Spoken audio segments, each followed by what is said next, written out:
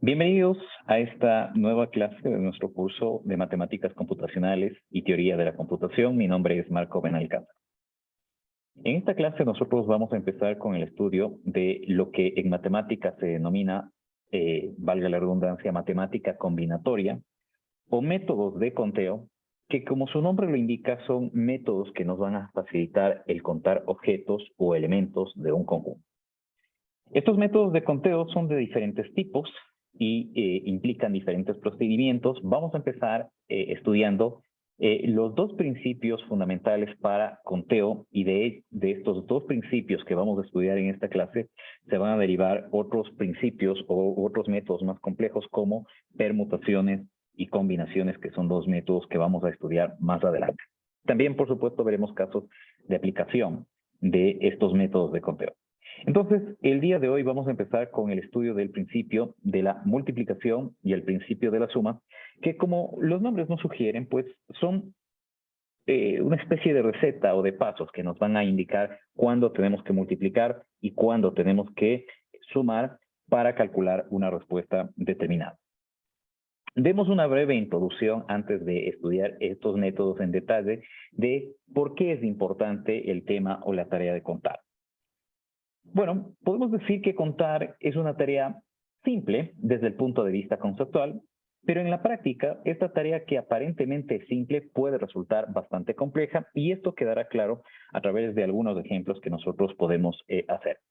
Bien, entonces, si yo, por ejemplo, les preguntara, indíquenme cuántos somos las personas que estamos conectados a esta clase, y no existiera el número que esta plataforma nos da como total de participantes, pues la forma en la que ustedes contarían sería enumerando, es decir, dirían, esta es la persona 1, esta es la persona 2, esta es la persona 3, y así sucesivamente, de tal manera de que, pues en un tiempo bastante corto, ustedes van a poder dar el número de personas o de participantes en esta sesión de clase. Siguiendo ese mismo procedimiento, planteamos este ejemplo número 1, donde agregamos un cierto nivel de complejidad al tema, pero ciertamente nada que nosotros no lo podamos resolver enumerando cosas. Entonces vamos a asumir para este ejemplo que tenemos dos conjuntos. El primer conjunto va a ser este conjunto de bebidas y este conjunto de frutas, ¿ok? Y con estos dos conjuntos nosotros vamos a proponer un break, ¿ok? Donde un break va a estar constituido necesariamente por una bebida y por una fruta, ¿ok? Entonces, supongamos que esto es parte, no sé, de un break de media mañana o de media tarde, ¿ok? Y toda persona que recibe un break tiene derecho a recibir una bebida y una fruta, ¿ok? Necesariamente deben ir las dos cosas. Obviamente, ya en aspectos prácticos, pues a lo mejor puedes coger solamente la bebida, solamente la fruta, pero para no complicarnos mucho el tema con tanta variabilidad, vamos a decir que un break está formado por una bebida y una fruta. Entonces, esto es lo que nosotros llamamos un break. Bien, la pregunta es, ¿cuántas opciones de break tenemos nosotros disponibles en este caso si el conjunto de bebidas está formado por 4 elementos, que son una soda, una leche, un yogur, una cerveza? Y el conjunto de frutas está formado por una manzana, una banana y cereza, ¿ok?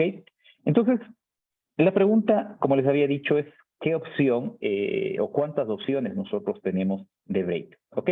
Entonces, en este caso, lo primero que tenemos que ver en este caso es con qué estructura o elemento matemático representamos a un break. Entonces, vamos a representar con un conjunto, y ya les voy a decir por qué representamos con un conjunto, donde el primer elemento de este break va a ser una bebida y el segundo elemento va a ser una fruta. Bueno, ya han visto ustedes que en los conjuntos el orden de los elementos no interesa, así que podría haber puesto primero fruta y luego bebida, ¿ok? Entonces, en pocas palabras, lo que estamos preguntando de manera abstracta es ¿cuántos subconjuntos o conjuntos pequeños formados por una bebida y una fruta podemos obtener o formar cuando tomamos una bebida de este conjunto de 4 bebidas y una fruta de este conjunto de 3 frutas? Bueno, una solución para este problema que indirectamente nosotros la hacemos o a veces inconscientemente la hacemos es enumerar, ¿no? Entonces decimos, a ver, podemos tomar como referencia esta soda y con esta soda ir combinando cada una de las frutas que tenemos en este conjunto. De esta manera, pues, nos vamos a dar cuenta que tendríamos un total de 3 combinaciones de soda, ¿no? Soda con manzana, soda con banana, soda con cereza. Después tomamos el siguiente elemento, que es la leche, leche con manzana, leche con una banana, leche con una cereza. Después tomamos este yogur, que lo podemos combinar con manzana, banana o cereza, o la cerveza con manzana, banana o cereza. Bueno, probablemente esta combinación de cerveza y banana y cerveza y manzana no sea una combinación apropiada, pero bueno, no estamos aquí discutiendo el tema de cuál es una buena combinación, sino simplemente comentando, ¿no?, qué combinaciones podemos tener. Y espero que esto no incite su gusto a la bebida, por si acaso, ¿no? No me responsabilizo de lo que pueda pasar con este ejemplo en sus vidas. Bueno, con esos disclaimers, como se dice, estas serían las opciones que nosotros tenemos de combinaciones. Este sería el número de break, en pocas palabras, y ustedes pueden contar y, en definitiva, pues, lo que nosotros haríamos es, decimos, ok, este es el break 1, este es el break 2, el break 3, y así sucesivamente hasta este es el break 12. Por lo tanto, hay 12 opciones de break para este problema. Y así es como normalmente nosotros solemos contar cosas, ¿no?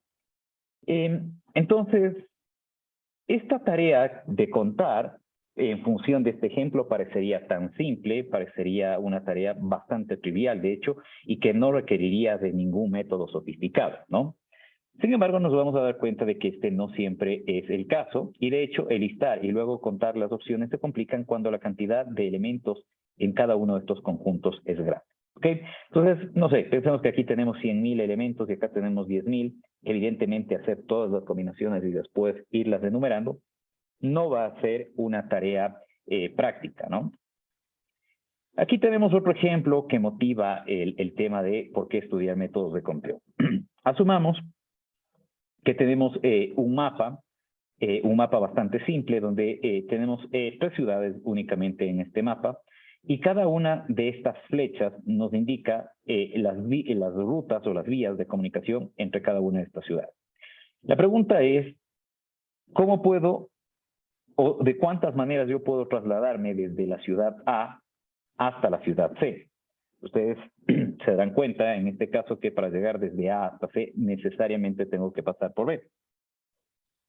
Entonces, aquí lo que hemos hecho es de nuevo listar cada una de las soluciones. Entonces, puedo tomar la ruta desde A hasta B, la ruta A. Una vez que estoy en B, puedo tomar la ruta 1, o la ruta 2, o la ruta 3, o la ruta 4. Eso me da cada una de estas 4 rutas que tengo aquí. También puedo tomar para trasladarme de A hacia B, la ruta B. Igualmente, una vez que estoy en B, puedo tomar la ruta 1, 2, 3 o 4, y así sucesivamente.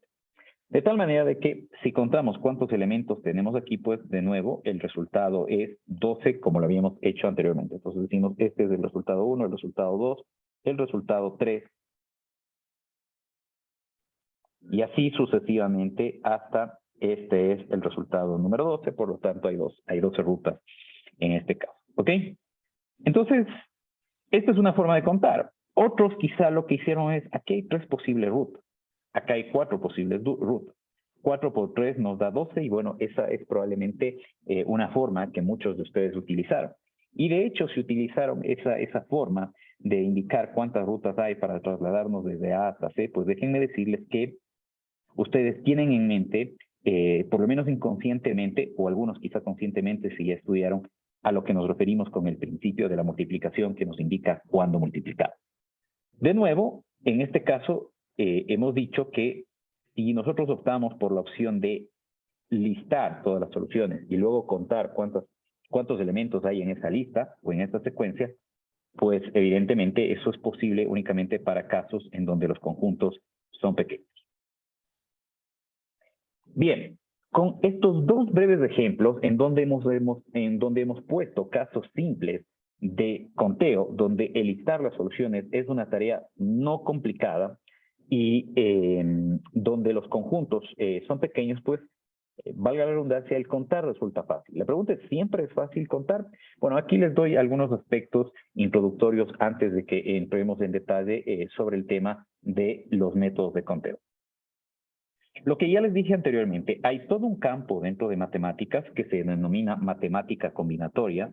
De hecho, hay cursos completos de matemática combinatoria donde uno estudia diferentes métodos para poder contar. Entonces, cuando yo les menciono esto, debe quedar claro el tema de que contar no es una tarea trivial o no lo es siempre, ¿no? Tampoco podemos decir que es una tarea que siempre resulte compleja. Ok, entonces en la matemática combinatoria obviamente vamos a estudiar métodos que nos permite contar cuando los conjuntos o las soluciones tienen una estructura complicada. En esta clase y en este curso en particular vamos a estudiar solamente una parte de la matemática combinatoria que implica pues los métodos o los principios de la suma, la multiplicación, las permutaciones y las combinaciones. Eso es lo que vamos a estudiar en este curso en cuanto a matemática combinatoria. Bien, pese a que vamos a estudiar de manera simple cada uno de estos métodos, bueno, en todos estos métodos estableceremos las definiciones y las herramientas que nosotros vamos a necesitar para abordar los problemas de conteo que podemos encontrar en situaciones comunes de ciencias de la computación. Es decir, el estudio que nosotros vamos a hacer va a hacer referencia o va a aplicarse justamente a problemas útiles desde el campo o desde el punto de vista de computación. En la resolución de muchos problemas de programación, una de las cosas que tenemos que nosotros hacer es usualmente contar. Por ejemplo, si nosotros tenemos un lazo for, tenemos que contar cuántas veces se ejecuta ese lazo for. Si tenemos dos lazos for, tenemos que ver cuántas veces se ejecuta las instrucciones que están dentro de esos lazos for anidados. O si estamos nosotros analizando qué tan eficiente es un algoritmo, tenemos que contar cuántas operaciones básicas se ejecutan en dicho programa, o de manera más simple, cuántas veces se ejecuta una determinada línea de código. Es decir, de nuevo, tenemos que contar. Para saber, por ejemplo, la edad de una persona, hay que contar la cantidad de años y meses desde su nacimiento, hasta el momento en donde yo quiero saber o conocer la edad de una persona. Bien, con todo esto que he dicho, la pregunta es, ¿siempre se puede contar? Bueno, evidentemente, si el conjunto de elementos es infinito y es continuo, más que infinito, si el conjunto de elementos es continuo, en este caso la tarea de contar no es posible. Ahora, ¿qué pasa si tenemos conjuntos discretos, pero conjuntos bastante grandes como los que se ponen en este ejemplo? La pregunta es, ¿cuántos átomos hay en el universo observable? Bueno, los átomos son elementos discretos, en principio los puedo enumerar. El problema es que hay una gran cantidad de átomos que simplemente en términos prácticos no voy a poder contar. No porque sea imposible contar, en principio se puede, pero porque en términos prácticos hay tantos átomos y mi velocidad de conteo es tan lenta, comparado con la cantidad de átomos que hay, que simplemente no los voy a poder contar en su totalidad. ¿Ok? Pero en principio se pueden contar. Mientras tanto, ¿cuántos números reales hay entre 1 y 2? Pues no puedo contar porque simplemente no puedo discretizar los números, ¿no? De hecho, es un conjunto continuo, como había dicho. Otro caso de un conjunto que es bastante grande, donde en términos prácticos contar es imposible, pero en teoría sí se podría hacerlo, es cuántos granos de arena hay en una determinada playa. ¿Ok? Entonces, nosotros vamos a estudiar métodos en donde podemos contar los elementos en términos prácticos, pero donde la forma de contar no va a ser indicar cuáles son las soluciones y después hacer un conteo de ese número de soluciones, sino vamos a estudiar métodos que eviten que nos eviten calcular las soluciones, y sin calcular las soluciones nosotros podemos saber cuántas soluciones van a haber para un problema. ¿Ok? Entonces, en esta clase y en las que siguen de métodos de conteo, vamos a asumir estas condiciones, ¿no? Que el conjunto que nosotros vamos a considerar es un conjunto finito, ¿ok? Y que todos los elementos tienen la misma probabilidad de ocurrencia.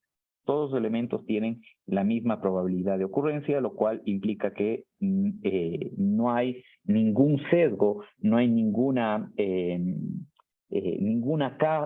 cosa que haga que prefiramos un elemento sobre los demás. ¿Okay? Entonces, esta es una breve introducción al tema de métodos de conteo. Bien, hasta aquí y antes de avanzar, me dicen por favor si tienen alguna duda, si algo no queda claro de esta parte introductoria, por favor, me comentan. ¿Estamos bien? Ok, bueno, vamos a continuar entonces.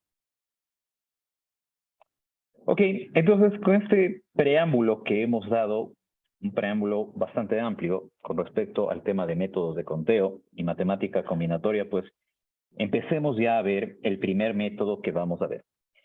Antes de empezar con el estudio de los dos métodos que vamos a estudiar del principio de la multiplicación y del principio de la suma, déjenme decirles que estos métodos son bastante simples, pero a veces por su simpleza son subestimados y el subestimar estos dos métodos puede resultar peligroso porque si los aprendemos bien, con estos dos métodos podríamos resolver en principio prácticamente la mayor parte de problemas de conteo que tenemos. ¿Ok? Así que les pido que por favor no se dejen cegar, sería por la simplicidad de estos métodos y que quede claro más bien esto para que los puedan aplicar, porque si aprenden esto, el tema de resolver combinaciones o permutaciones va a resultar mucho más simple de lo que normalmente resultaría. Vamos a hablar del principio de la multiplicación para dos eventos. En este caso, entiéndase por eventos o sinónimo de eventos a conjuntos, ¿no? Entonces, si ustedes dicen, bueno, ¿qué es un evento? Bueno, hagan de cuenta que los eventos no son otra cosa más que conjuntos, ¿ok? Entonces, vamos a asumir que tenemos dos conjuntos o dos eventos, ¿ok? El conjunto A1 y el conjunto A2, donde el número de elementos del conjunto A1 es N1, el número de elementos del conjunto A2 es N2, ¿ok? El número total de elementos que uno puede obtener para la secuencia de los eventos A1 y A2, aquí estamos obteniendo un nuevo conjunto. Este nuevo conjunto se forma de juntar estos dos conjuntos de esta forma, poniendo A1 y A2 es N1 por N2, ¿ok? Entonces, en este caso lo que nos dice es que si yo formo un nuevo evento a partir de dos eventos, juntando a estos dos eventos de esta forma con el conector I, la parte clave en este caso es el conector I, bueno, el conector I se va a transformar en multiplicación y esa es la parte que nosotros tenemos que tener claro. ¿Ok? Entonces, el conector I va a transformarse en multiplicación, esa es la parte que debería quedar clara. El principio de la multiplicación también puede verse visto o puede analizarse, más bien dicho, bajo este segundo enfoque.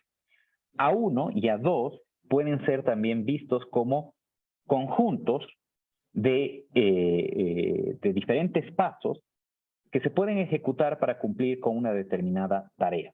Entonces, si analizáramos a A1 y a A2 como un conjunto de pasos, pues aquí, digamos, estaría el conjunto A1, ¿ok? Y cada uno, y por cada nodo de A1, tendríamos el conjunto de elementos que forman parte de A2. ¿Ok? Muy bien. Entonces, así es como podríamos entenderlo en este caso. Denme un momentito, por favor. Entonces, aquí tenemos el conjunto A1 con los elementos que en este caso sería PAD1, PAD2, PAD3 y así sucesivamente hasta PAD-M. Y por cada uno de estos elementos del conjunto A1, yo puedo tener o puedo hacer, ejecutar cada uno de los elementos del conjunto A2 que van PAD1, PAD2, PAD3 y así sucesivamente hasta PAD-N. De tal manera de que si yo cuento cuántas hojas hay en este árbol, me estoy adelantando un poco a algo que veremos más adelante y en detalle, que es el tema de árboles, tenemos en total, desde la raíz hasta cada hoja, un total de m por n trayectoria. ¿Ok? Entonces, el principio de la multiplicación lo que nos permite es contar cuántas trayectorias tenemos desde la raíz hasta cada una de estas hojas. Si por cada tarea del conjunto A1 podemos ejecutar n tareas del conjunto A2. ¿Ok? Entonces, en este caso, lo que tenemos que sacar como conclusión es que cuando interpretamos a los conjuntos como eventos, Si nosotros formamos un evento compuesto donde juntamos un evento y el otro evento, el conector y nos dice que debemos multiplicar el número de elementos de A1 y A2 para saber cuántos elementos tiene este conjunto.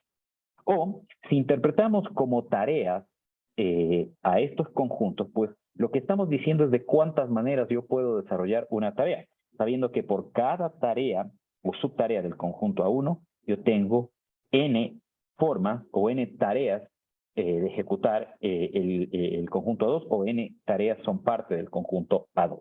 ¿Ok? Hagamos algunos ejemplos para dejar este tema bastante claro. ¿Ok?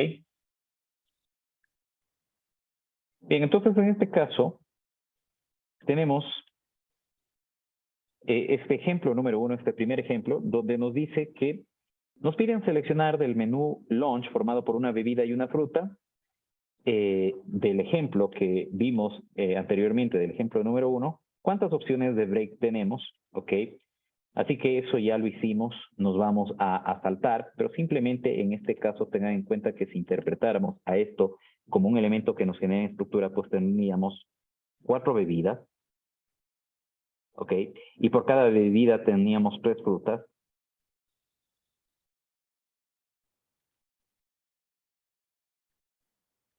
Entonces, decía, si por cada bebida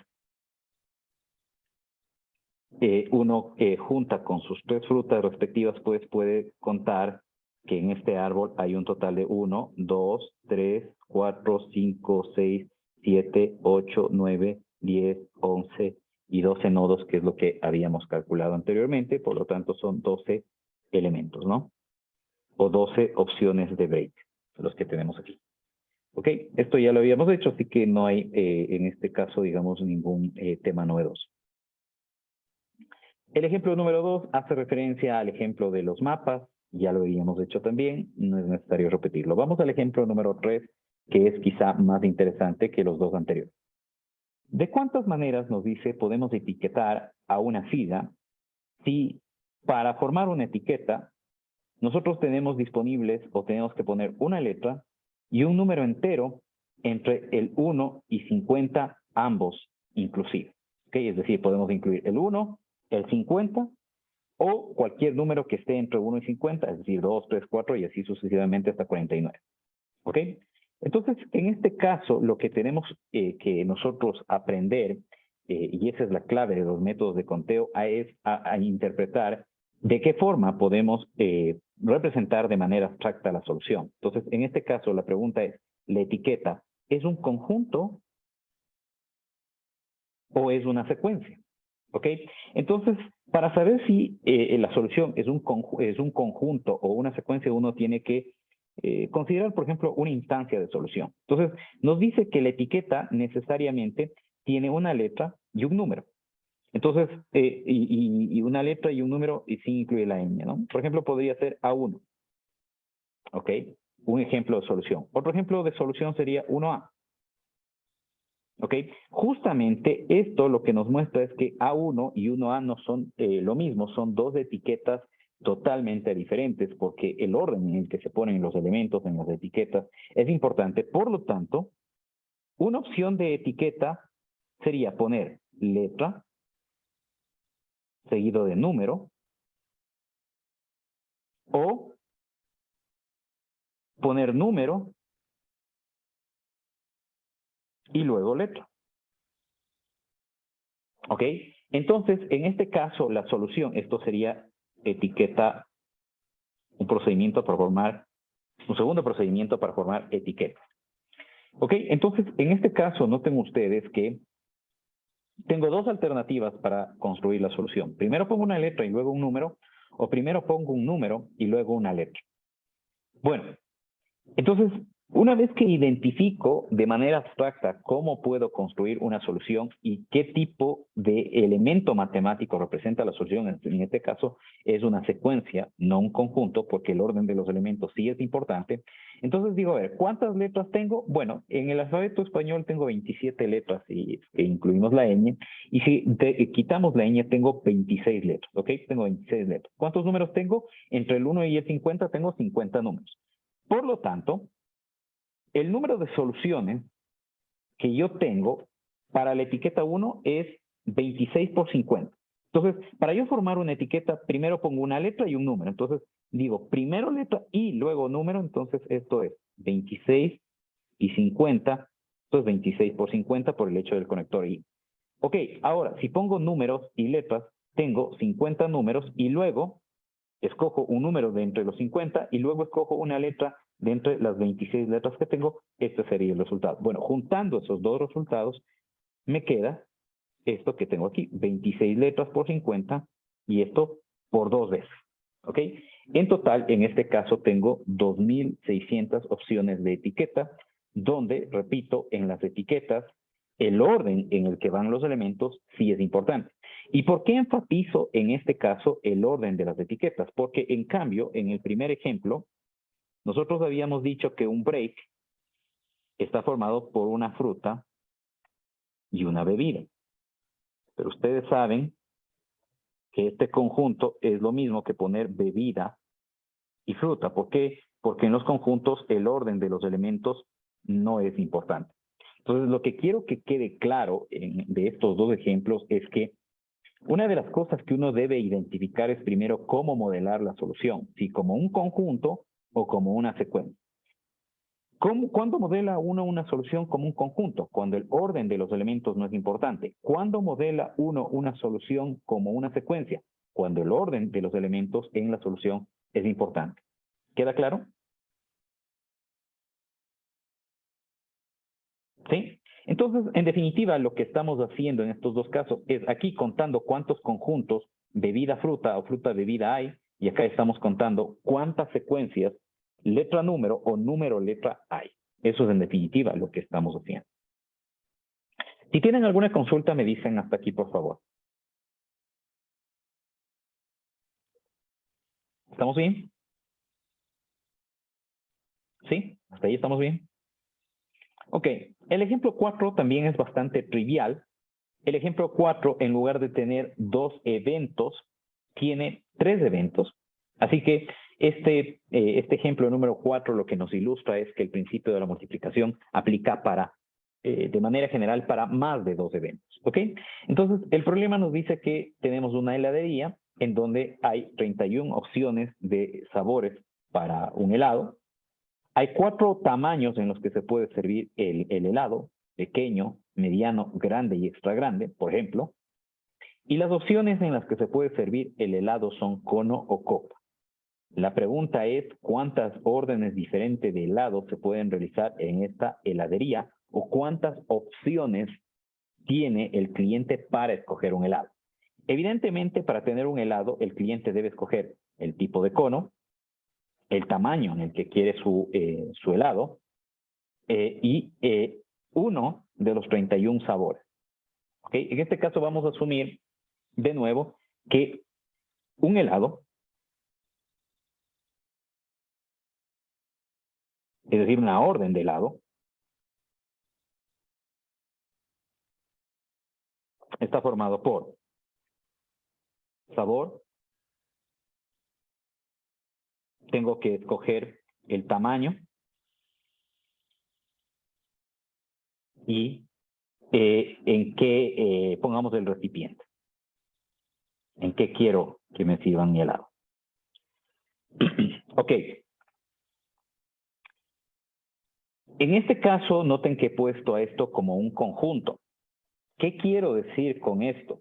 Que no importa cómo yo ordene el helado. Puedo decir, deme primero de tal sabor, en tal tamaño y en tal recipiente. Puedo escoger deme en cono, este sabor y en tamaño tal. ¿Ok? No importa en qué orden yo diga mi selección, el resultado va a ser exactamente el mismo. Es decir, voy a obtener el mismo helado si pido de vainilla en tamaño pequeño y en cono, o si digo de cono en tamaño pequeño y de vainilla. Las dos cosas me van a conducir exactamente al mismo resultado y por lo tanto no importa en el orden en el que se diga. Entonces, en ese caso, pues tengo 31 sabores de helado, tengo 4 posibles tamaños y tengo 2 formas en las que me pueden servir el helado. Esto me da un total de 248 opciones. ¿Queda claro?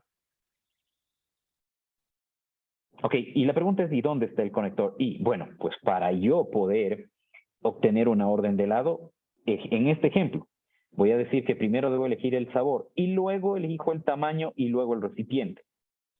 ¿Ya? Esa es una opción. La otra opción es elijo el recipiente y luego el tamaño y luego el sabor. Estamos claros por el análisis que hemos hecho que no importa qué escoja primero, el resultado va a ser exactamente el mismo.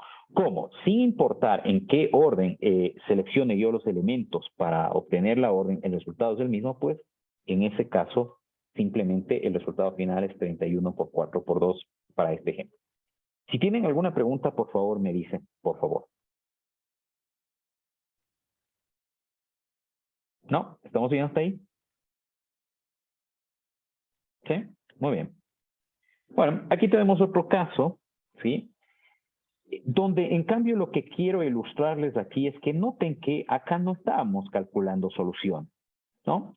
Acá no es que nosotros pusimos todas las 2.600 etiquetas y dijimos, bueno, una vez que construyo las 2.600 etiquetas, ¿cuántas etiquetas me dieron? Ah, 2.600 y ese es el resultado. Simplemente pusimos dos ejemplos de posibles soluciones para decir, en este caso, el orden en el que pongo los elementos sí es importante. Eso nada más. Pero no dijimos o no indicamos cuáles son todas las soluciones. Acá tampoco pusimos cuáles son todas las soluciones. Precisamente porque son muchas, ¿no? Y evidentemente no tiene sentido. Entonces, lo que quiero enfatizar con este ejemplo es que el principio de la multiplicación no nos dice cómo calcular la solución. Lo que nos dice es cuántas soluciones hay, que es otra cosa. ¿Ok? Entonces, claro, cuando yo tengo que resolver un problema, tengo que decir cuántas opciones hay y cuáles son estos elementos. El principio de la suma y el principio de la multiplicación simplemente nos permiten, bajo los escenarios en los que estos principios aplican, saber cuántas soluciones hay, más no cuáles son las soluciones. En este caso, pongo esta figura para ilustrar cómo podríamos calcular la solución. Y con esto espero que ustedes puedan darse cuenta que calcular el número de soluciones no es tan complejo como decir cuáles son las soluciones. Entonces, veamos este ejemplo. Nos piden que encontremos y listemos el número de opciones que nosotros tenemos en un menú de un cierto restaurante que ofrece plato fuerte y bebida. Necesariamente usted tiene que servirse un plato fuerte y una bebida. No puede decir uno solo deme el plato fuerte o solo deme la bebida, sino necesariamente le sirven las dos cosas a la vez. ¿Ok? Entonces, lo que nos dice en este caso es encuentre el número de soluciones y liste cuáles son estas soluciones. Bueno, entonces tenemos que ver cuántas opciones de plato fuerte hay. Puede ser hamburguesa o carne, ok, son dos opciones de aquí. Esta parte pues no hay nada complejo, son dos opciones. Y por este lado, en bebida puede ser té, malteada, color refresco, hay 4 opciones. ¿Ok? Entonces, si aplicáramos el principio de la multiplicación, pues el número de soluciones o el número de opciones de menú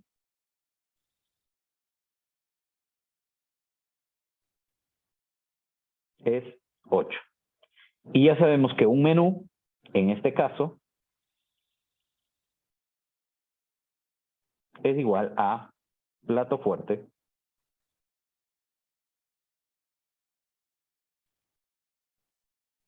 y bebida. ¿Ok? Entonces, de nuevo, en este caso no importa cómo yo elija. Puedo pedir primero el plato fuerte, luego la bebida, o primero la bebida, luego el plato fuerte. El resultado es exactamente el mismo, es el mismo menú.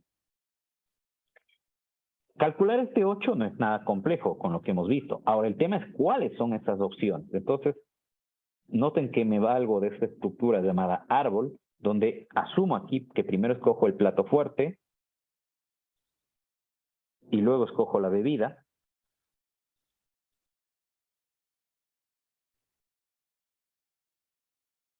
Y eso me da el número de menús.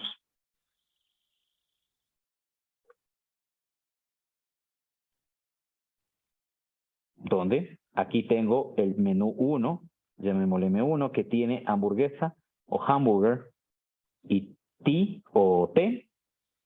Este de acá que sería el menú 2, que tiene hamburguesa y malteada, y así sucesivamente, hasta que llegue al menú número 8, en donde tenemos carne y lo que aquí llaman refresco como opción de bebida. ¿Ok? Entonces, hacer este procedimiento para calcular cuáles son las soluciones, usualmente en un problema es más complejo con respecto a encontrar el número de solución. En nuestro caso, en este curso, vamos solamente a enfocarnos en cómo calcular el número de solución. En algunos casos que ameriten, indicaremos cómo calcular la solución. Pero usualmente nos vamos a enfocar, repito, en encontrar cuántas soluciones van a haber para un problema.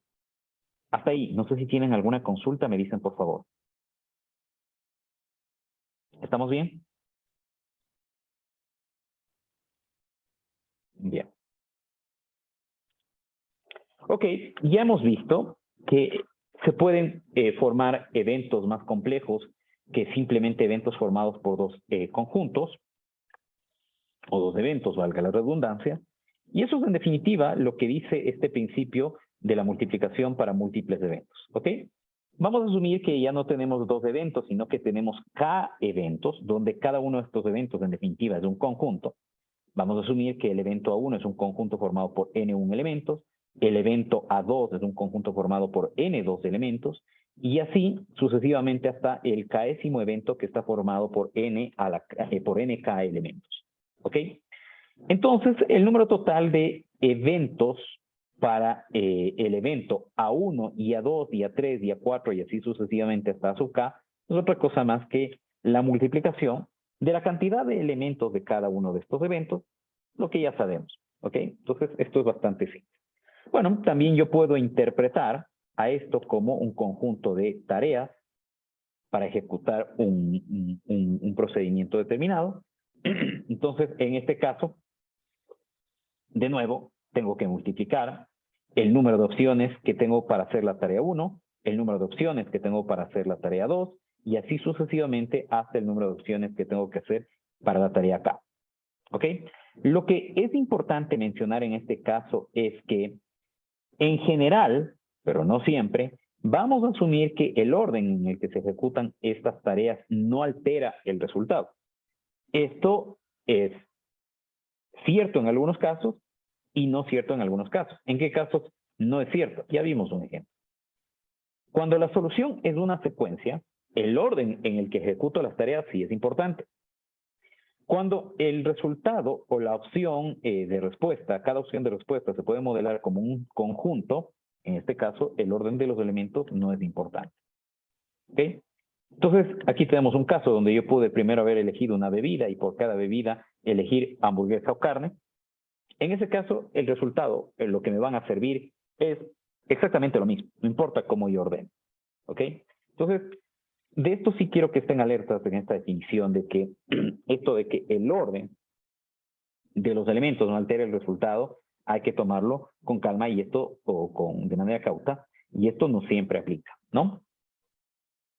Listo, dicho eso, pues, quedaría extendida la definición del principio de la multiplicación para múltiples eventos.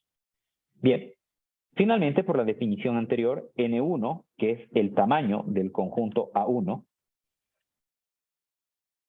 N1 es el tamaño del conjunto A1, se puede interpretar como el número de maneras en que se puede ejecutar el paso 1. N2, que es el tamaño del conjunto 2, es el número de maneras en las que se puede ejecutar la tarea 2 y así sucesivamente. ¿Ok? Bien, entonces con esto sigamos haciendo más ejemplos de este estilo que nos orienten un poco más en el tema del uso del principio de la multiplicación. El ejemplo número 6 es bastante simple, bastante trivial. De todas maneras, pues a modo de repaso les pido que por favor hagan o calculen el resultado por ustedes, por su cuenta, por favor. Bien, entonces en este caso el ejemplo dice que tenemos un fabricante de computadores que para el CPU, lo que llamamos nosotros el CPU, es decir, la caja donde están los elementos del computador y donde se pueden conectar los periféricos, Nos ofrece 5 velocidades de procesador, 5 velocidades de reloj para la CPU. Nos ofrece cuatro tamaños diferentes de memoria RAM y 3 capacidades de disco duro, entre otras opciones. Pero esto es, digamos, lo que nosotros podemos seleccionar. Lo demás ya viene por defecto. La pregunta es cuántas opciones diferentes de computadores uno puede obtener o este fabricante le está ofreciendo. ¿Ok?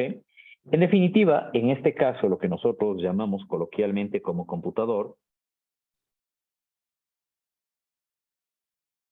está formado por velocidad de CPU, pongamos velocidad CPU, tamaño de RAM y tamaño disco.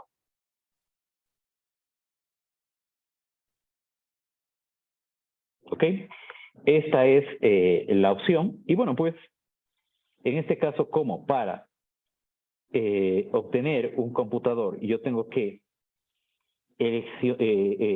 seleccionar una velocidad de CPU de entre 5, un tamaño de RAM de entre 4 y un tamaño de disco entre 3 opciones, pues esto ya sé que tengo que multiplicar, ¿ok? Y esto me da como resultado 60 opciones, que es lo que tengo indicado aquí. Así que en este caso no hay ningún problema, ¿no? Bien, los ejemplos de aquí en adelante se van a poner más interesantes y ya no tan triviales, así que aquí sí espero que ustedes puedan pues resolverlo con el concepto que ustedes han aprendido de cómo funciona el principio de la multiplicación sin ningún problema, ¿no? Entonces, la pregunta es, en el ejemplo 7, ¿cuántas etiquetas de 4 letras se pueden generar usando el alfabeto inglés? Repito, ¿cuántas etiquetas de 4 letras se pueden generar usando el alfabeto inglés? ¿Ok? Entonces, por favor, piensen un momentito al respecto y luego chequeamos cuál es la solución que... Ok, Anthony nos dice que en este caso sería 26 por 26 por 26, es decir, 26 de la 4, lo cual es correcto. Demos de una vez la solución para este problema, ¿no? Entonces, en este caso, vamos a, de nuevo, poner cuál es la estructura de una etiqueta. La etiqueta está claro que, o en la etiqueta está claro que el orden de los elementos interesa. Tendría la letra 1, la letra 2, la letra 3 y la letra 4. Ahora, para escoger la letra 1, nosotros tenemos 26 letras. Como el problema no nos dice que, o no nos da ninguna restricción, es decir, no nos dice una vez que escoge una letra, ya esa no se puede usar, no nos dice eso. Entonces, para la letra 2 también tenemos 26 opciones. Para la letra 3 tenemos 26 opciones y para la letra 4 26 opciones. Ok, para formar la etiqueta escojo la letra 1 y luego la letra 2 y luego la letra 3 y luego la letra 4. Bueno, pues los i se transforman en producto y esto me da 26 a la 4, que es este resultado que ustedes tienen aquí, que es 456.976 opciones. ¿De acuerdo? No sé si tienen alguna pregunta de esta parte, me dicen por favor. ¿Estamos bien hasta ahí? ¿Sí?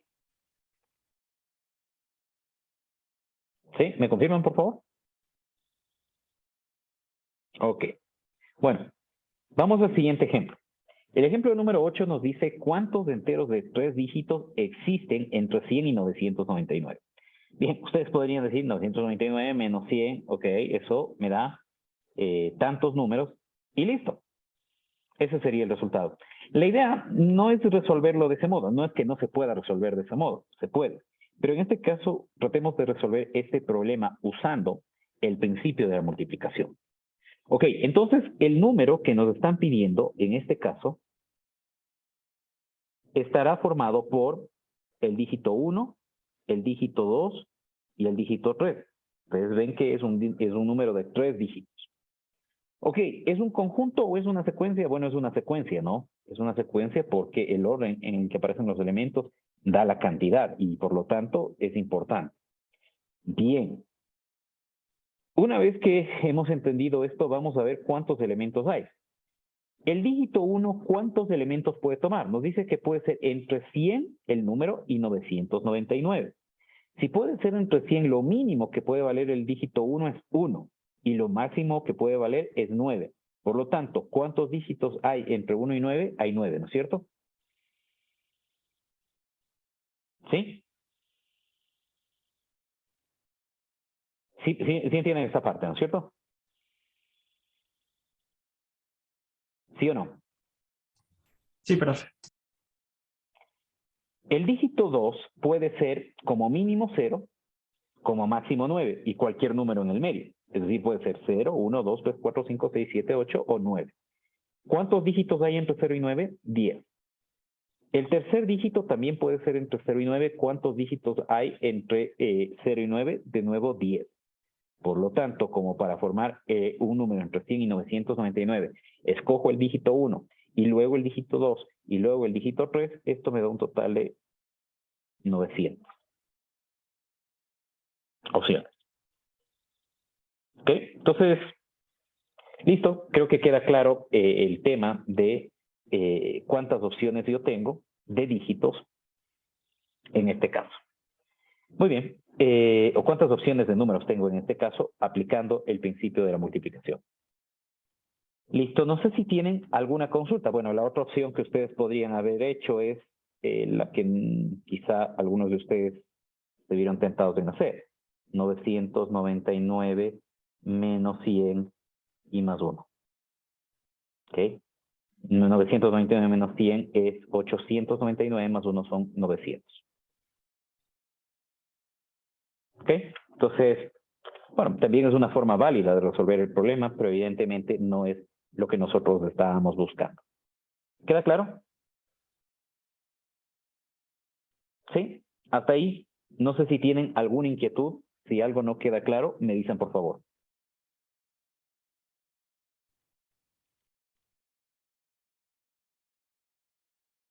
¿Todo bien? ¿Todo clarísimo? ¿Sí? Muy bien. Vamos al ejemplo número 9, que tiene que ver con nuestra realidad local del Ecuador. El ejemplo número 9 nos dice cuántas placas de 7 caracteres son posibles si los 3 primeros caracteres son letras excepto la ñ y los últimos 4 dígitos deben ser enteros entre 0 y 9. ¿Ok? Entonces, en este caso traten de hacer esto y también traten de hacer asumiendo que tenemos 3 caracteres y 3 números. ¿Ok? De hecho, antes en el país teníamos placas de 6 elementos, 3 números, 3 letras y 3 números. Luego pasamos a un nuevo esquema de placas donde tenemos 3 letras, 4 números, y con eso ustedes comparen en cuánto ese cambio de aumentar un número más incrementó el número total de placas. Bien, la pregunta es, en este caso, ¿en cuánto aumentó el número de placas cuando pasamos de 3 letras y 3 dígitos a 3 letras y 4 dígitos?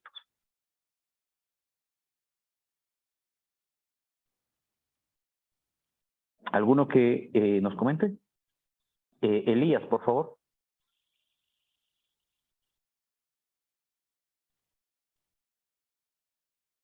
Elías Bolaños.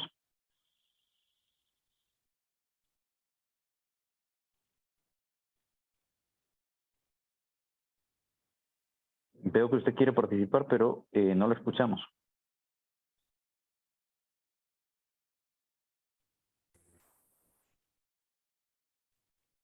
Ahora sí lo escuchamos. Díganos, por favor, en cuánto aumentó el número de placas pasando de 3 letras y 3 dígitos a 3 letras y 4 dígitos. No sé si me sigue escuchando, profe. Sí, lo escuchamos. Mi máquina está lenta y la mando se bajó. ¿Puede repetir, por favor? Es que se le corta y entonces estoy viendo si me pasó a mi celular a la clase. Ok, bueno, vamos. Ok, no hay problema, no hay problema. No se preocupe. Vamos con Javier. ¿En cuánto aumentó el número de placas, Javier Carpio? ¿En cuánto aumentó el número de placas?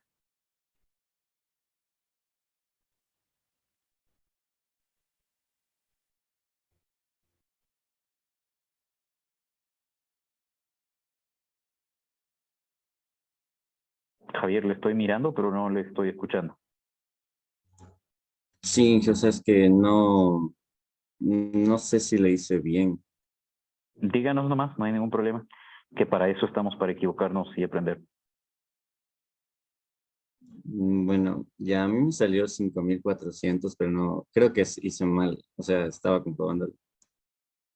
Sí, le puedo decir que hizo mal. Ok, ¿alguien que le dé o le ayude a Javier?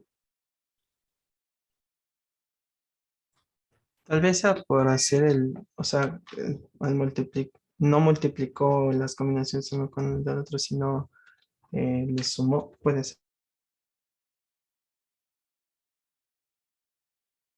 Sí, efectivamente, eso es lo que lo hizo y se acaba de dar cuenta. Bien, ¿en cuánto se incrementó el número de placas, estimados colegas? ¿Alguno que tenga la respuesta? ¿Andrés Zambrano, por ejemplo?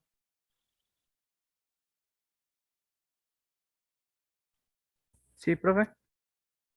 Sí. ¿En cuánto se incrementó el número de placas? No sé, profe, la verdad no sabía cómo hacerlo. ¿Para qué mentirle? Ok, pero ¿qué no entiende? O sea, es que lo que pasa es que ahorita me fui un ratito a hacer algo que mi mamá me dijo, entonces cuando vine ya estaba perdido, profe. Perdón. Ok, la importancia de seguir las clases.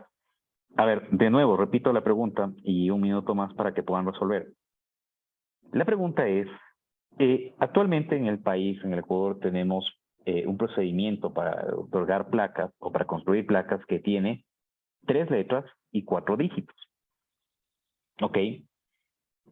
Antes teníamos un procedimiento que decía una placa está formada por 3 letras y 3 dígitos. Mi pregunta es, ¿en cuánto aumentó, en qué factor aumentó el número de placas cuando pasamos de 3 letras y 3 dígitos a 3 letras y 4 dígitos?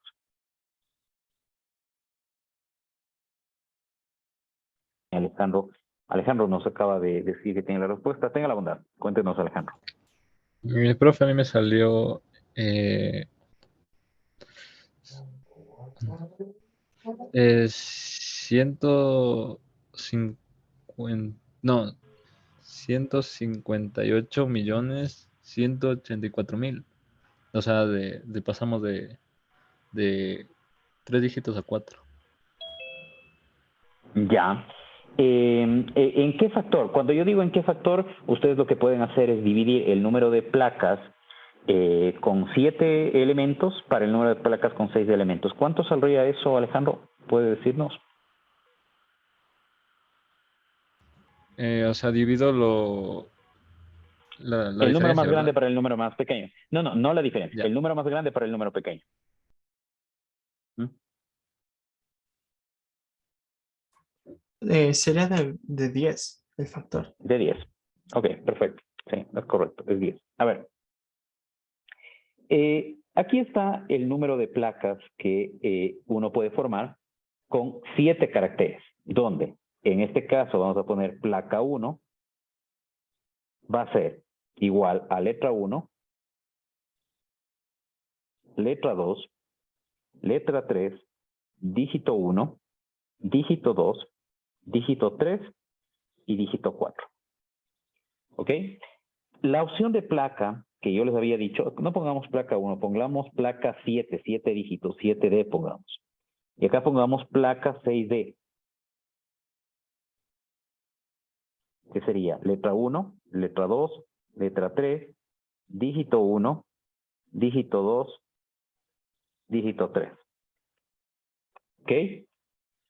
Bueno, ya lo único que nos queda es poner los elementos, ¿no? Entonces, en este caso los elementos van a ser, para la letra 1 tengo 26 letras, para la letra 2 26 letras también, para la letra 3 26 letras, para el dígito 1 tengo 10 dígitos entre 0 y 9, 10 dígitos, 10 dígitos y 10 dígitos. Ya sé que tengo que multiplicar, ¿no? Porque para formar una placa de 7 dígitos o de 7 elementos, perdón, tengo que tener la letra 1, la letra 2 y luego la letra 3 y luego el dígito 1 y luego el dígito 2 y luego el dígito 3 y luego el dígito 4. ¿Bien? Con la misma lógica, para la placa de 6 dígitos tengo 26 letras, 26 letras, 26 letras, 10 letras, 10 letras y 10 letras. ¿Ok? Y en este caso, de nuevo, pues saben que tengo que multiplicar, ¿no? Por. ¿Ok? Entonces, como ven ustedes, estas dos cantidades se parecen.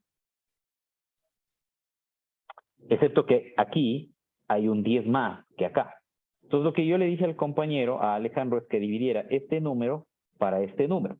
En realidad no había que poner en la calculadora, simplemente darse cuenta de que esta multiplicación y esta multiplicación tienen como diferencia un 10. Es decir, si yo divido esto para esto de acá, el cociente me da un 10 y por lo tanto el resultado o el número de, la razón a la que se aumentó el número de placas es en 10.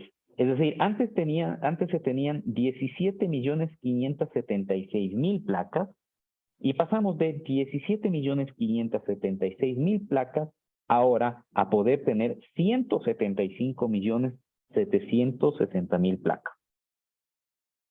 ¿Queda claro? ¿Sí? A ver, estimado Andrés, ahora sí ya estamos claros en el tema. Sí, profe, más o menos. No, más o menos no. Ahora tiene que decirme bien. Y si estamos más o menos, ¿por qué estamos más o menos? ¿Qué no está claro? Ah, no, pero es que como le dije, o sea, me perdí un poco de clase, ya me va a tocar ver la grabación también para Ok. complementar. Procure no perder. Procure no perderse, que si no va a perder, ¿ah? Así que cuídense en esta parte, traten de ir siguiendo. Ok, entonces si tienen alguna consulta de esto, no sé si queda claro, me dicen por favor. ¿Sí? ¿Estamos bien? Listo, vamos a avanzar. Ok, en este caso tenemos un problema bastante interesante de aplicación del principio de la multiplicación. Ok, es un problema medio largo en el enunciado, pero bastante simple de resolver si es que uno se da cuenta exactamente de lo que le están preguntando. Ok, nos dice, muchas puertas de garaje tienen teclados numéricos de acceso fuera de la puerta. Ok, nada de lo común. Tenemos un teclado y en el teclado vamos a tipear una clave para acceder a un garaje. Ok, vamos a suponer que tenemos un bandido, un delincuente, que se acerca a un garaje particular, y se da cuenta este ladrón de que 4 teclas del teclado tienen marcas notorias de uso. ¿Okay? Es decir, si la tecla no se ha cambiado, pues lo más probable es que hayan teclas que se vean sin uso y otras que se vean un tanto desgastadas. Pongamos que son el 1, el 7, el 9 y el 3, ¿ya? Que aquí estas 4 teclas son las que están desgastadas. Por supuesto, el Enter también, pero en este caso el problema descarta al Enter, sino solamente hace referencia a estas teclas de números. También vamos a descartar al asterisco y al más. ¿Ok? Bien. Entonces, con esto, si el delincuente ve que 4 teclas numéricas tienen marcas de desgaste, ¿qué sospecha el delincuente? Que obviamente esas 4 teclas están presentes en la clave. ¿Ok? Ahora, si el delincuente también sabe de que por ejemplo, pongamos de la marca, ¿no? Marca security, pongamos, intentemos nosotros. Si el delincuente sabe que los sistemas de seguridad de la marca security usan 4 números que se repiten o aparecen una sola vez, más bien dicho, y aparte el delincuente ve cuáles son las 4 teclas, la pregunta es, ¿cuántas opciones o cuántas combinaciones de 4 teclas tiene que probar el delincuente para poder acceder? La respuesta ya está aquí, 24. La pregunta es cómo se obtiene 24. Por favor, analicen esto. Ok, Alexander nos acaba de decir que la respuesta se obtiene multiplicando 4 por 3 y por 2 y por 1. La pregunta es, Alexander, ¿por qué? O Alejandro, perdón. No, Alexander, disculpe, sí, le estoy cambiando el nombre. Porque como al principio son cuatro dígitos, ¿no? Como no se repiten, en la siguiente ocasión no puede usar ese dígito, serían 3 y así sucesivamente va hasta el 1. Perfecto. Ujú, perfecto. Ok, vamos a probar o ver dos opciones. La opción 1, que es 4 dígitos,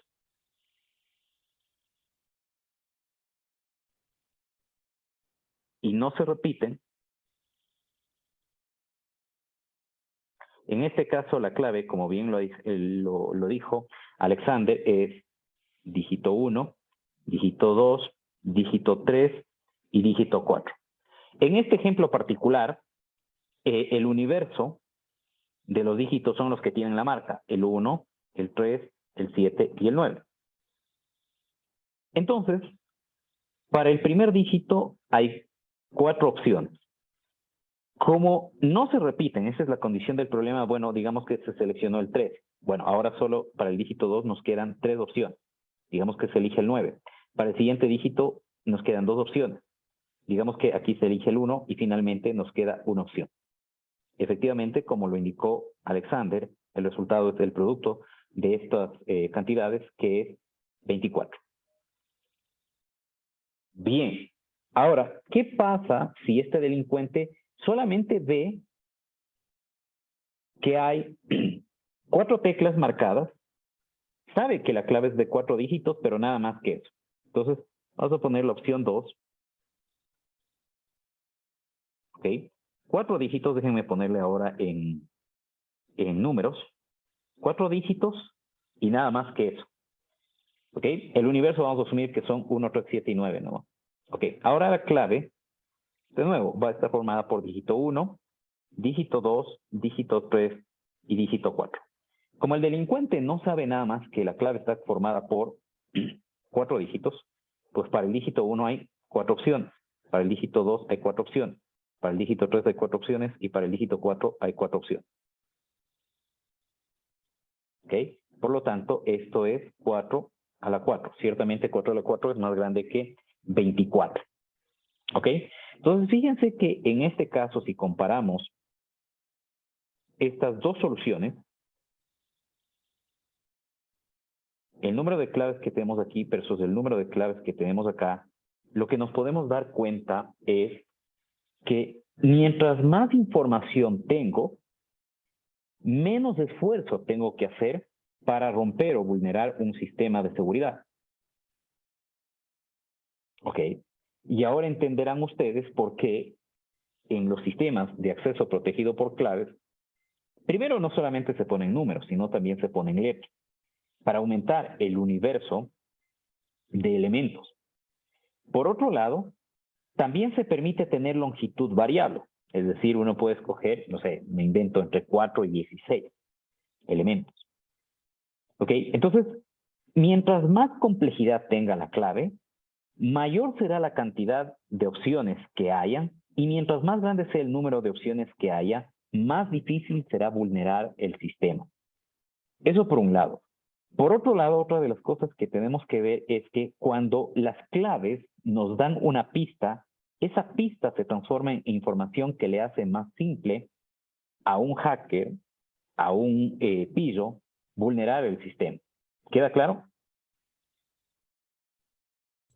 Profe, una ¿Sí? consulta. Sí, claro que sí.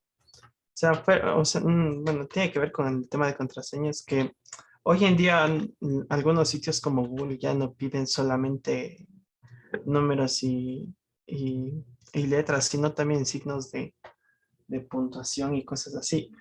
Eh, Puede ser también porque ya hay algoritmos que permitan identificar contraseñas de este tipo, de las convencionales, digamos.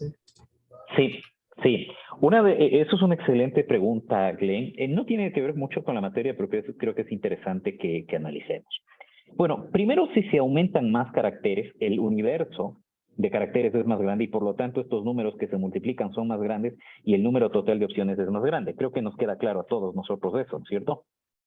Ahora, el problema es que los seres humanos, nosotros, si nos dan letras para formar una clave, normalmente nosotros ponemos letras con una estructura o combinamos letras siguiendo un patrón determinado. ¿Cuál es ese patrón determinado? Formar palabras que nosotros las podamos entender. Y ese es el problema, ¿ok? Que nosotros ponemos como claves palabras que nosotros las entendemos. Entonces, si bien es cierto, el universo de elementos con los cuales yo puedo formar la clave quizá es muy variado, pero de ese total de claves posibles, yo escojo solamente aquellas. Déjenme ponerles un gráfico para ilustrar mejor lo que estoy diciendo.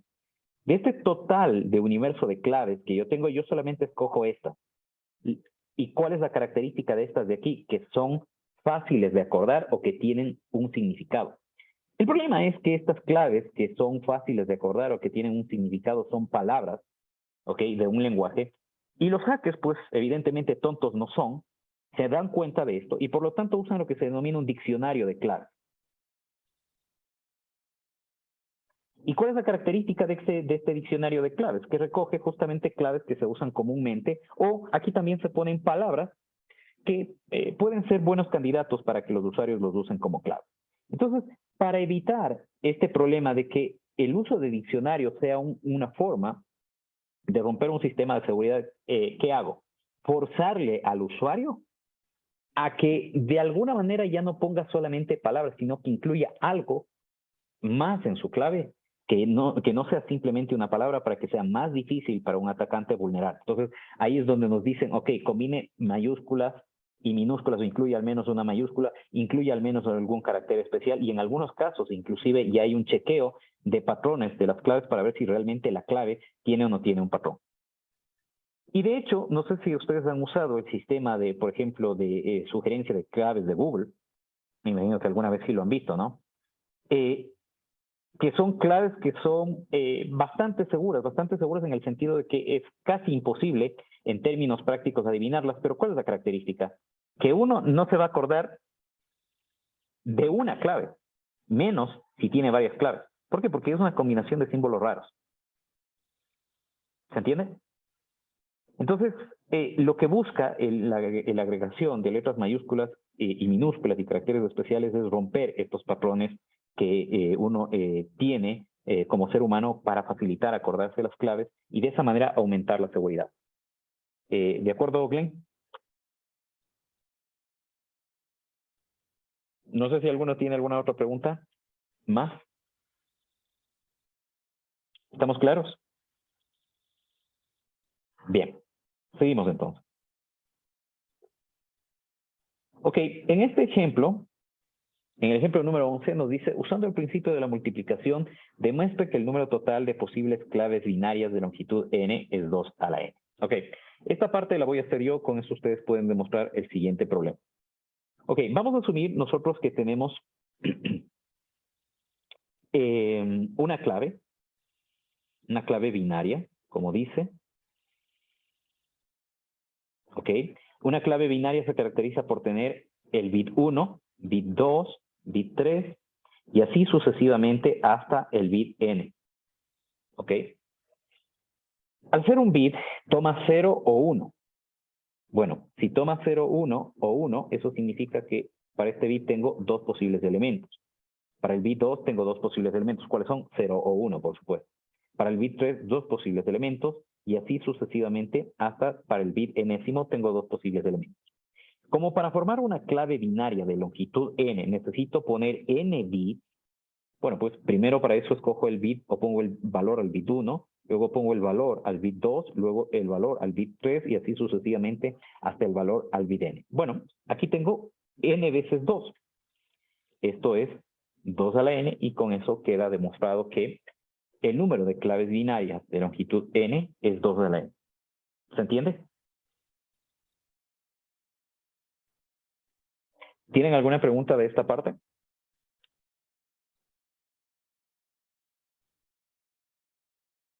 Andrés, ahora sí nos va siguiendo. Andrés Zambrano. Sí, profe. Chévere. Bueno, ahora pueden hacer entonces ustedes solos el ejemplo número 12.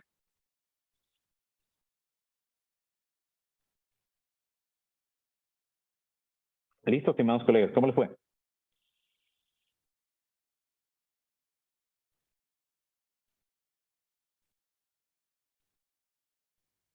¿Alguien lo logró? ¿Alguien demostró?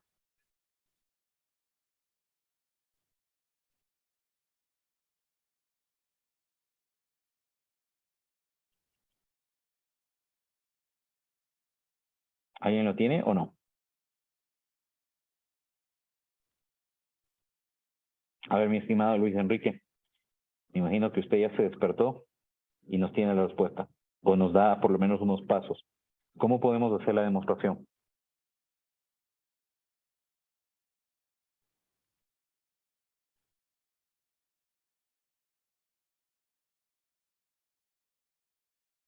¿O le terminó fulminando este ejercicio y se quedó dormido permanentemente?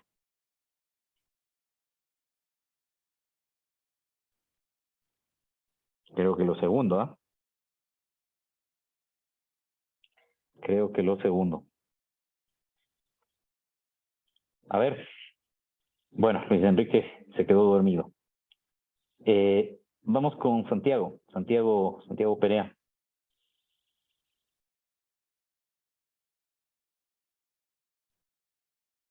¿Cómo intentó resolver o cómo resolvió este ejercicio o esta demostración?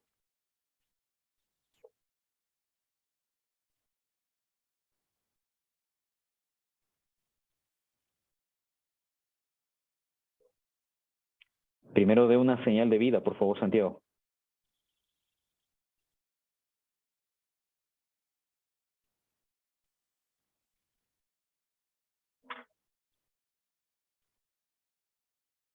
A ver, Santiago, ¿qué pasó?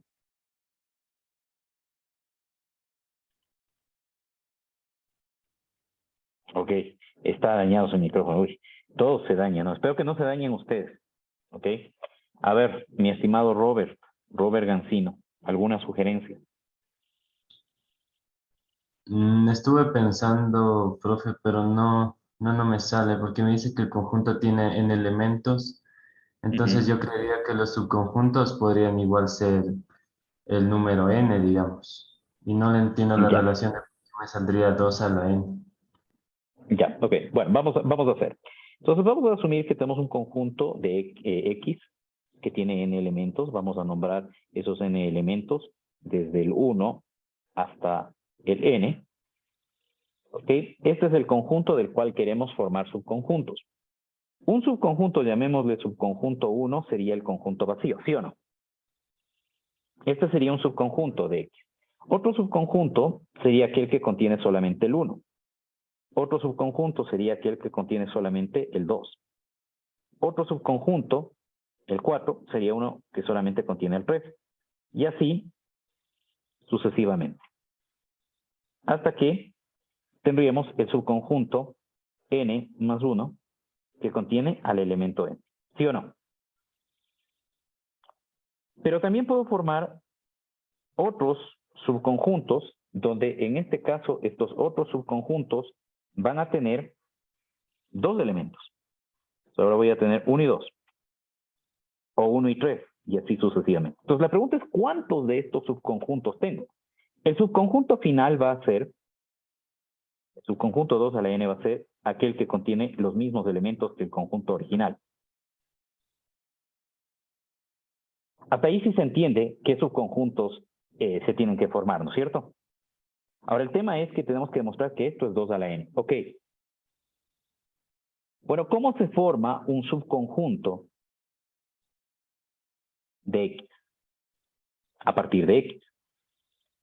Bueno, pues yo tengo que decidir si el elemento 1 lo pongo o no lo pongo. Tengo que decidir si el elemento 2 lo pongo o no lo pongo. Si el elemento 3 lo coloco o no lo coloco. Y así sucesivamente si el elemento n lo coloco o no lo coloco. Bueno, tomando la decisión elemento a elemento de si lo coloco o no lo coloco en el subconjunto de X, obtengo un subconjunto. En el caso extremo de obtener el conjunto vacío, ¿qué implica? Que el 1 no lo coloco, al 2 tampoco lo coloco, al 3 tampoco lo coloco, al 4 tampoco lo coloco y así sucesivamente hasta el n, ni el n lo coloco. Eso me daría el conjunto vacío.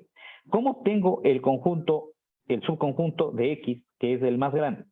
Al 1 lo ubico, al 2 lo ubico, al 3 lo ubico, al 4 lo ubico, al 5 lo ubico y así sucesivamente hasta el conjunto n lo ubico. ¿Queda claro? Ok, eso significa entonces que por cada elemento tengo que tomar la decisión de sí o no. Sí o no. Sí o no. Sí o no. Entonces, como por cada elemento tengo que decidir si lo ubico o no lo ubico, entonces, por el primer elemento tengo dos opciones, por el segundo elemento dos opciones, por el tercer elemento dos opciones y así sucesivamente hasta el enésimo elemento dos opciones. Bueno, esto se multiplica, ¿por qué? Porque para obtener un subconjunto, digo, el primer elemento lo ubico o no, y luego el segundo elemento lo ubico o no, y luego el tercer elemento lo ubico o no, y así sucesivamente hasta el enésimo elemento lo ubico o no. Esto me da como resultado 2 a la n. ¿De acuerdo? ¿Queda claro? ¿Tienen alguna consulta de esta parte? Disculpen, me equivoqué. ¿Tienen alguna consulta? ¿Estamos claros? ¿Sí? Bien. Espero que así sea. Aquí tenemos otro ejemplo donde nos dice calcule la probabilidad de que al lanzar 6 veces un dado, todos los resultados correspondan a un número diferente. Ok. Les doy un minuto para que revisen esto y sugieran ideas para resolver, por favor. Ok, entonces en este caso, lo que nos dice es que una solución válida para este problema es lo siguiente. Es un dígito 1, un dígito 2, un dígito 3, un dígito 4, un dígito 5 y un dígito 6, donde el dígito 1 es el resultado de lanzar el dado la primera vez, el dígito 2 es el resultado de lanzar el dado la segunda vez y así sucesivamente. Por lo tanto, estos D1, D2 y así sucesivamente hasta D6 van a ser elementos del conjunto 1, 2, 3, 4, 5 o 6, porque un dado tiene 6 caras. Adicionalmente, el dígito 1 debe ser diferente del dígito 2, este debe ser diferente del dígito 3, y así sucesivamente deben ser diferentes hasta el dígito 6. ¿Ok? Bien, entonces si es que este es el caso, Alexander hizo la misma lógica antes y nos dijo que para el dígito 1 tengo las 6 opciones o las 6 caras del dado. Para el resultado del segundo lanzamiento, por el hecho de que los dígitos deben ser diferentes para que no se repita, pues el dígito que ya fue seleccionado no puede salir y por lo tanto me quedan 5 elementos.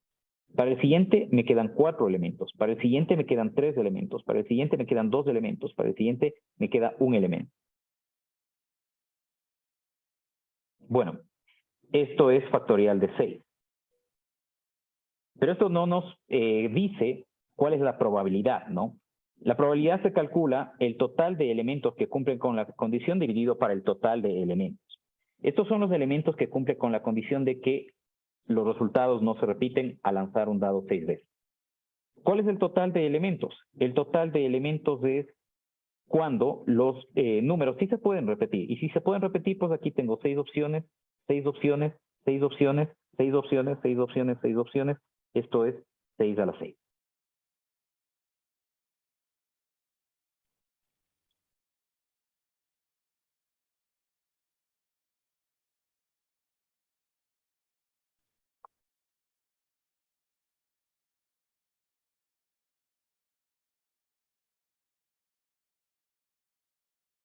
¿Ok? Por lo tanto, la probabilidad que nos están pidiendo calcular es lo que dije, el número total de opciones que cumplen con la restricción del problema dividido para el total de solución. Esto no sé cuánto salga, se puede hacer, pero este es el valor expresado de manera de fórmula, ¿no? A manera de fórmula. ¿Queda claro?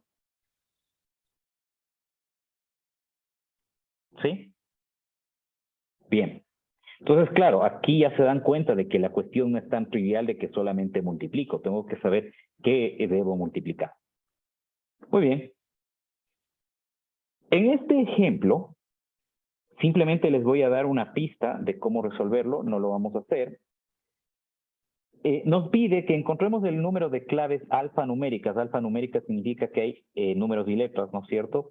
Entre 6 y 8 caracteres que se pueden generar usando el alfabeto español, mayúsculas y minúsculas sin la ñ, y los números enteros del 0 al 9. ¿Ok? Entonces nos dice entre 6 y 8 dígitos, es decir que las claves pueden tener exactamente 6 dígitos o 7 dígitos u 8 dígitos, ¿ok? Entonces, el universo de claves, en nuestro caso es claves de 7 dígitos, claves de 8 dígitos y claves, de 6, 7 y 8.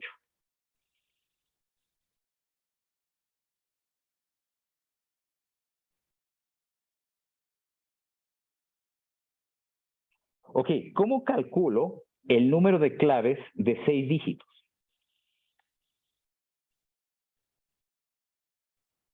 El número de claves de 6 dígitos me dice que pueden ser mayúsculas, minúsculas, sin la ñ, y los números del 0 al 9. No me dan ninguna restricción, es decir que el universo para formar una clave va a ser A, B, C, y así sucesivamente hasta la Z, o A, B, y así sucesivamente hasta la Z. Y los dígitos nos dice del 0 al 9, 0, 1, y así sucesivamente hasta el 9. ¿Ok? Entonces, estos son los elementos que yo puedo usar para construir la clave. El total de estos elementos va a ser 26 letras mayúsculas, más 26 letras minúsculas, y más 10. ¿Ok? Entonces, va a ser, en este caso, 62 elementos, ¿no? Entonces, esa es el número de elementos que yo tengo para poner cada uno de los 6 elementos de la clave de 6 dígitos, ¿no? Entonces, nos fijamos de nuevo de que no nos pongan ninguna restricción. El número de claves alfanuméricas son entre 6 y 8 caracteres que se pueden usar usando el alfabeto español, sin la ñ y los números enteros del 0 al 9. Efectivamente, tenemos 26 letras minúsculas, 26 letras mayúsculas, 26 más 26 son 52, más 10 dígitos son 62, ¿ok? Por lo tanto, en este caso, el número de claves de 6 dígitos van a ser 62 a la 6. ¿Ok? Y así sucesivamente para el resto de claves. ¿Queda claro? Ok, y después, ¿qué tengo que hacer? Pues sumar, ¿no? Entonces, el número total de claves va a ser el número de claves de 6 dígitos más el número de claves de 7 dígitos y más el número de claves de 8 dígitos. Eso nos va a dar la respuesta. Ya les he explicado cómo calcular. Bueno, es un número bastante grande, por cierto, pero se puede calcular de esta manera. No sé si tienen alguna inquietud de esta parte, me dicen por favor. ¿Estamos bien hasta ahí? Bien. Aquí tenemos un tema similar al anterior, nada más que ahora sí ya tenemos restricción. ¿Ok? Bien. Esto lo vamos a dejar pendiente para la siguiente clase. Por favor, nos vamos a quedar hasta ahí. Si tienen alguna pregunta hasta aquí de esta clase, me dicen por favor. ¿No? Ok, entonces con eso terminamos el tema de